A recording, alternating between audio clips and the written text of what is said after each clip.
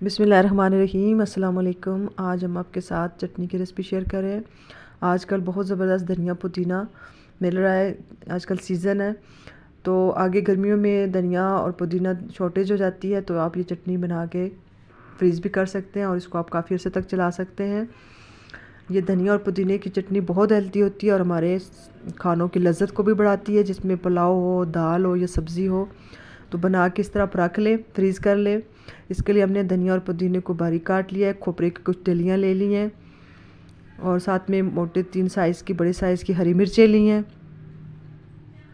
साथ ही हम ज़ीरा भी इसमें थोड़ा सा ऐड करेंगे और अब थोड़ा सा हमने इसमें तिम्बर भी ऐड किया है, अनारदाना, अदरक भी आप इसमें ऐड कर सकते हैं। थोड़ा सा हम इसमें हस्बे ज़ायका नमक भी ऐड करेंगे और थोड़ा सा पानी डाल के इसको ग्राइंड करेंगे। इस तरह से आराम से ग्राइंड हो जाएगी चटनी। और फिर इसको आप इस तरह से आइस ट्रे के अंदर चम्मच के साथ थोड़ा थोड़ा से ऐड करके आप इसको फ्रीज़ कर लें।